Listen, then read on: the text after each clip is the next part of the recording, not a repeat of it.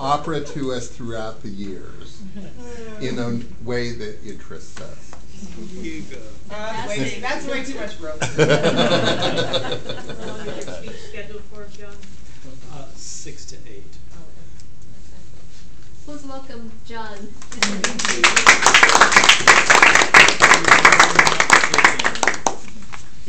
It's ironic we both chose these topics to speak about tonight because they sort of lead themselves into each other.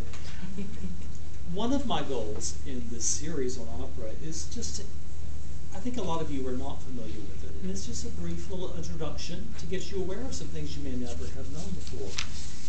Tonight I've chosen to choose a topic that most everybody in this room is familiar with, because everybody in here knows about Rossini, whether you know it or not. You either grew up with the theme of the Lone Ranger, or the modern incarnation of it, get a room, getaroom.com, get a room. And it's so interesting you mentioned the Beatles, because I was going to mention the Beatles because he was very much like the Beatles of his day. He started composing in the early 1800s, and he had a hit opera at age 20, which is really young. And he, like the Beatles, took very staid musical forms that had been sort of stuck in time, flipped them around, infused humor, playfulness into them, and just shook the whole world up. And he made a lot of money at it too.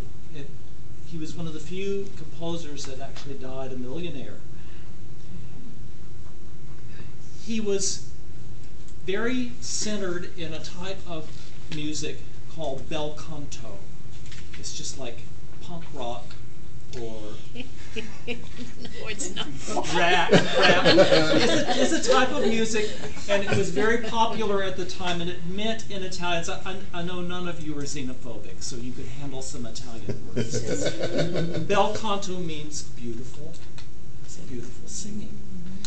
And it's known for having these long, drawn-out lines, vocal lines, with orchestra supporting the singer and the singer being the center of attention. Some of the later composers like Wagner, the orchestra became more of the center of attention. Also, it uses a lot of what's called coloratura. I have it on that little thing there. In coloratura, it's an Italian word, so you're not going to be xenophobic, you're going to be open-minded and embrace this. And it just simply means music that is very gymnastic. It jumps around a lot, it plays around, it goes up and down the scales, it does trills and things like that. And you'll hear examples of that. I really like that type of music. And I'm going to play a few examples. I'm going to start out with an example of a Rossini tenor. I really love the sound of Rossini tenors. Mozart, Donizetti, and Rossini all wrote similar type music, and they called for a certain type of tenor. Typically, they're almost always good looking. I don't know why about that. And they're typically young, and they have a young sounding voice. They can do that coloratura, which is hard for men to do, but they're good at it, and they can also do beautiful high notes. And this example I'm going to play for you is by Larry Brownlee, Lawrence Brownlee, who got his start at Seattle Opera. He's a chunky little black guy who's lost 40 pounds and put on muscle and has become quite a little hunk. And his voice is just gorgeous. It's one of the most beautiful tenor voices. This is a little excerpt. And so listen to how he is able to move that voice around so much and hit these beautiful notes. And it's just a gorgeous, sweet voice.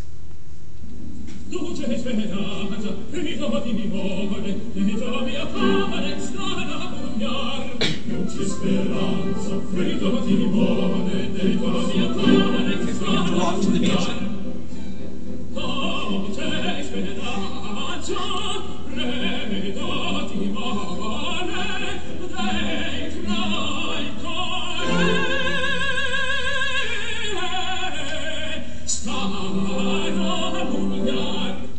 Now, isn't that a beautiful voice?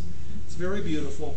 And the next thing I'm going to talk about with Rossini is that his music is hilarious. He's one of the two opera composers well known for writing what's called opera buffo, which means comic opera.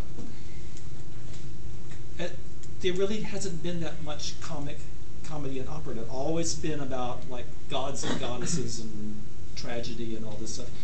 He enjoyed these joyful things. And how did he create the sound of humor and music? Well, he did it through devices such as repetition, singing very fast, singing very funny sounds, and doing he sort of invented what became known as the patter song. How many of you know the Pirates of Penzance? Okay, well, I'm going to give a little stab at this. I have the words handy because the last time I'm not going to say the word, I screwed it up. I am the very model of a modern major general of information, vegetable, animal, and mineral. I know the kings of England, and I quote the facts historical from Marathon to Waterloo in order categorical. It's harder than it sounds. But it's fun. It's fun, and he has a lot of stuff like that in Italiano, you know. So this is a little example of some of the humor. Hello. Should be.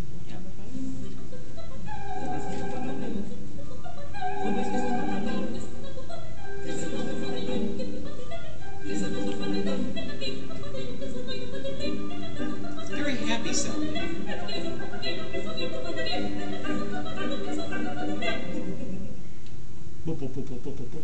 It's kind of silly, but it's really nice. And I just think this type of music is a great introduction to opera because it's fun.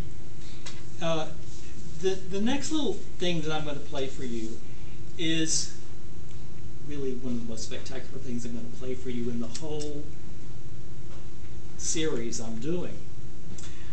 Rossini was known for what is called crescendos. He was called Signor Crescendo. Crescendo just means, building up to a climax. And he was known for what is called a boiling teapot effect. Get it bigger, and then it would really blow the top. Well, this time we're really going to blow the top because remember a few speeches back, how many of you remember the Joan Sutherland talk I did? They didn't play any Joan Sutherland for you. Well, I'm going to play you a little bit of her because she's going to hit a climactic note. It's one of the most spectacular I've ever heard in all of my listening of opera. She's not going to hit it just once, but 3 times. Some of you have heard Mariah Carey hit these little high notes.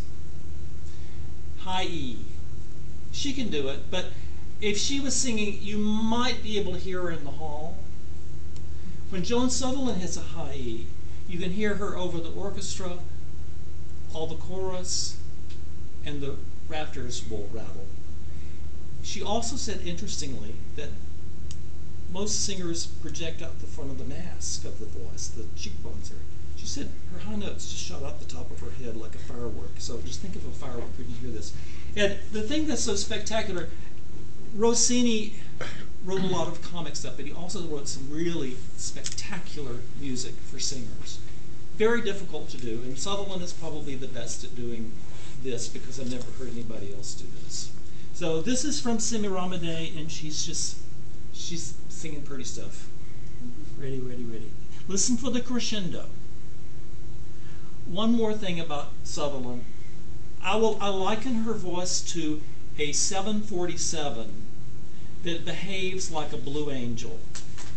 It shouldn't be able to go to the stratosphere, but she does, and it shouldn't be able to do all those configurations, but she does. So here it goes. Is the volume good?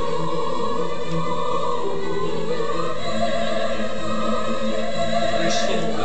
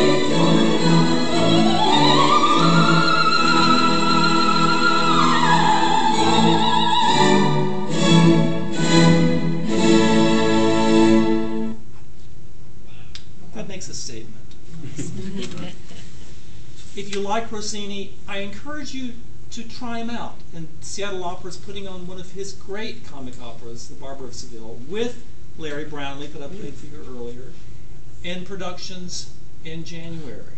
And I think you might like it, and they have some affordable options if you want to try that. I really appreciate you listening, and I'm glad to be able to share Rossini and my love of opera with you. Thank you.